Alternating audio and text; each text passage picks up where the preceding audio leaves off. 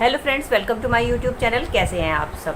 हमेशा की तरह यूजफुल टिप्स के साथ आज की वीडियो शुरू कर लेते हैं अपनी पहली टिप से। चलिए फ्रेंड्स, मेरी पहली टिप होने वाली है आलू को लेके। दोस्तों, कई बार हम आलू को ढंग से स्टोर ना करके रखें तो देखा है आपने, आलू हमारे इस तरीके से खराब हो जाते हैं, उनके अंदर से अंकुर निकलने शुरू हो जाते हैं। तो हम क्या करते हैं, इनको फेंक देते हैं। वैसे भी इन आलूओं को हमें फेंक ही देना चाहिए, इनका इस्तेमाल नहीं करना चाहिए, क्योंकि ये आलू जो होते हैं हमारी सेहत के लिए हानिकारक होते हैं। तो हमें इस तरीके के आलू को फेंक ही देना चाहिए, इस्तेमाल नहीं करना चाहिए।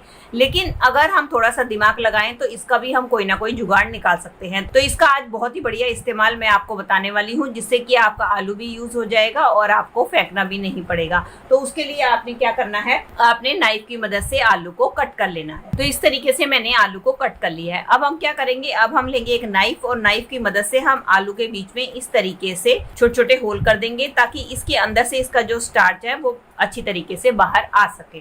उसके बाद हमें लेना है नारियल तेल, और नारियल तेल लेने के बाद अब हम क्या करेंगे, थोड़ा सा नारियल तेल इसके ऊपर डाल देंगे, और डालने के बाद हम इसको अच्छी तरीके से फैला लेंगे। अब इसका इस्तेमाल कहाँ करना है दोस्तों, किचन में हम सब काम करते हैं, लेकिन काम करते करते गलती से हमारा हाथ जो है जल जाता है। कई बार गरम कुकर पे लग जाता है, या गरम तवा हमारे हाथ के ऊपर लग जाता है, जिसके कारण हमारा हाथ जो है सड़ जाता है और हमें काफ़ी जलन भी होती है। तो कुछ दिन बाद आप देखेंगे कि इसके ऊपर निशान भी पड़ जाता है। तो हमने ये जो आलू कट किया हुआ है, इसका इस्तेमाल हम करेंगे अपने जली हुई जगह के ऊपर। तो हम क्या करेंगे, इस तरीके से धीरे धीरे जो है आलू को उसके ऊपर रब करेंगे। धीरे धीरे रब करेंगे तो आप देखेंगे कि आपकी जो जले हुए की जलन थी वो धीरे धीरे कम हो जाएगी। और जो हमने इसके ऊपर नारियल का तेल लगाया है, उससे क्या फ़ायदा होगा कि आपका जो जले का निशान पड़ जाता था वो निशान आपका बिल्कुल भी नहीं पड़ेगा और आपका हाथ बिल्कुल ठीक हो जाएगा। मेरी पहली टिप होने वाली है दोस्तों इस तरीके के कॉम्स को लेके।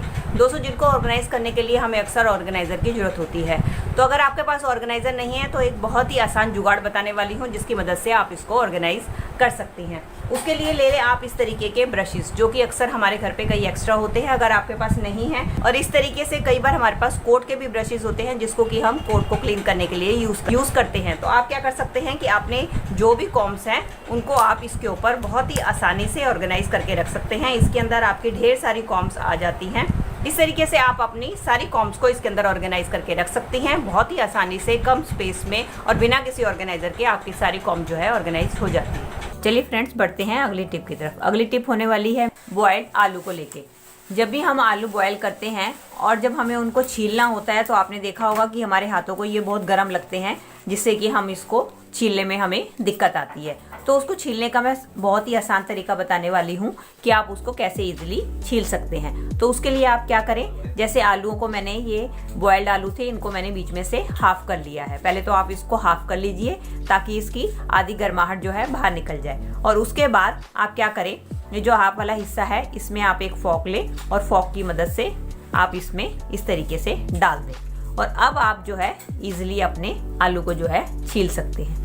इससे क्या है, आलू गरम गरम जो है आपके हाथों में भी नहीं लगेंगे और आपका आलू भी इजीली छिल जाएगा। इससे आपको कोई भी दिक्कत नहीं आने वाली है, क्योंकि जब गरम गरम आलू होता है तो हमें उसे पकड़ने में दिक्कत आती है और वो हमारे हाथ से छूटता रहता है और हम उसको छील नहीं पाते। इस तरीके से आप फोक में फंसा देंगे आलू को, तो उससे क्या होगा, आपके हाथ पे जो है आलू गरम गरम नहीं लगेगा और इस तरीके से आप आलूओं को छील सकते हैं। इसी तरीके से मैं आपको दूसरा आलू छील के दिखाती हूँ। ये देखिए, इस तरीके से आप फोक इसमें डालें और आप इसको इजीली ऐसे पील कर सकते हैं। ये देखिए, इस तरीके से हमारा आलू इजीली छिल गया। इसी तरीके से हम सारे के सारे आलू छील लेते हैं। चलिए फ्रेंड, बढ़ते हैं अगली टिप की तरफ। मेरी अगली टिप होने वाली है तवे को लेके। जब भी हम दोस्तों खाना बना लेते हैं तो हम क्या करते हैं, तवे को बर्तन के साथ ही साफ करके रख देते हैं। लेकिन हम क्या करते हैं कि उसको पोंछ कर नहीं रखते, जिसके कारण क्या होता है, हमारे तवे के ऊपर इस तरीके से जंग लगना शुरू हो जाता है। और इसी टाइप के तवे के ऊपर हम खाना बनाएं तो हमारे लिए बहुत हानिकारक होता है, क्योंकि ये सारा जंग जो है हमारे शरीर में रोटी के थ्रू चला जाता है। जब भी आप तवे को अपना धोकर रखें तो उसके बाद आपने क्या काम करना है कि उस तवे को आपने सूखे कपड़े से साफ करके इसके ऊपर डालना है थोड़ा सा तेल। और तेल लेने के बाद आप कोई भी कपड़ा या टिश्यू पेपर ले लीजिए, और टिश्यू पेपर लेने के बाद आपने इसको अच्छी तरीके से तेल से ग्रीस कर देना है, ताकि नेक्स्ट टाइम इसके ऊपर जंग ना लगे। और अगर आपके तवे के ऊपर जंग लग गया है तो भी आप इस तरीके से तेल डालकर जंग को रिमूव कर सकते हैं। आप देख ही सकते हैं कितना सारा जंग जो है मेरे टिश्यू पेपर के ऊपर आ गया है।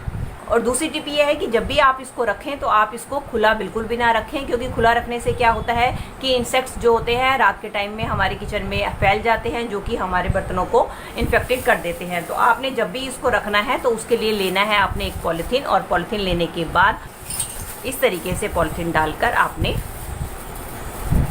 इस तरीके से आप पॉलीथीन में डालकर अपने तवे को रखेंगे तो आपका तवा एकदम सुरक्षित रहेगा। इसके ऊपर कोई भी इंसेक्ट चढ़कर इसको इन्फेक्टेड नहीं करेंगे।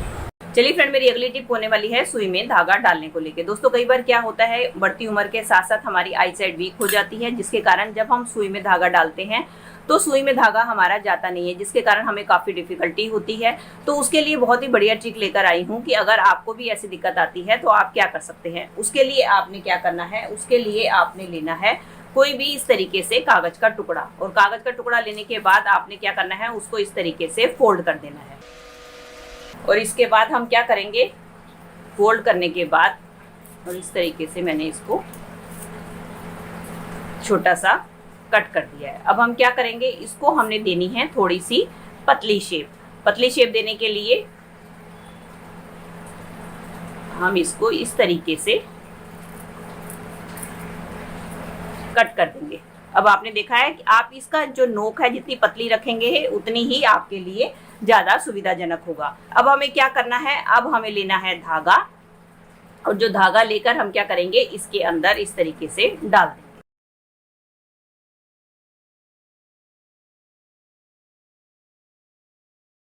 ये देख सकते हैं धागे को मैंने इसके अंदर इस तरीके से फंसा दिया है। अब हम लेंगे अपनी सुई जिसमें भी हमें धागा डालना है।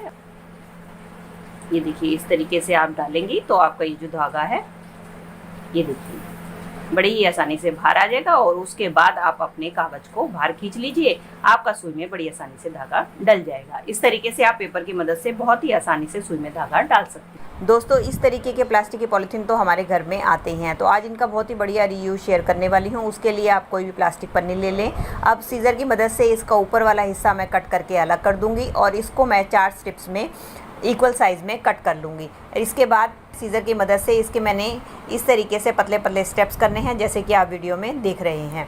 अब ये मैंने चारों की चारों स्ट्रिप्स को इस तरीके से कट कर लिया है। अब हम लेंगे कोई भी स्टिक, और इसके ऊपर ये जो हमने स्ट्रिप कट करी हैं इसको लगा देंगे। इसको फिक्स करने के लिए आप किसी धागे का इस्तेमाल कर सकती हैं, ग्लू का इस्तेमाल कर सकती हैं।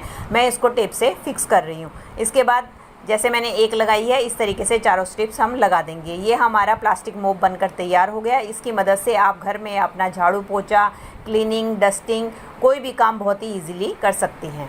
इसकी मदद से आप अपनी फ़ोटो क्लीन कर सकते हैं, अपने फ़ैन क्लीन कर सकते हैं, अपने फ्लावर्स क्लीन कर सकते हैं, यहाँ तक कि आप अपने घर पे भी झाड़ू लगा सकती हैं। तो दोस्तों ये थी मेरी आज की वीडियो। आई होप आपके लिए यूज़फुल रही होगी। अगर इनमें से कोई भी टिप आपको हेल्पफुल लगी है तो दोस्तों इसको लाइक कीजिएगा, और ज़्यादा से ज़्यादा अपने फैमिली और मेंबर्स में शेयर कीजिएगा। और आप मेरे से जुड़े रहना चाहते हैं और इसी तरीके की यूज़फुल वीडियोस और भी देखना चाहते हैं तो बेल आइकन के साथ मेरे चैनल को भी सब्सक्राइब कर दीजिएगा। चलिए दोस्तों मिलती हूँ नेक्स्ट वीडियो में, तब तक के लिए bye bye. Thanks for watching.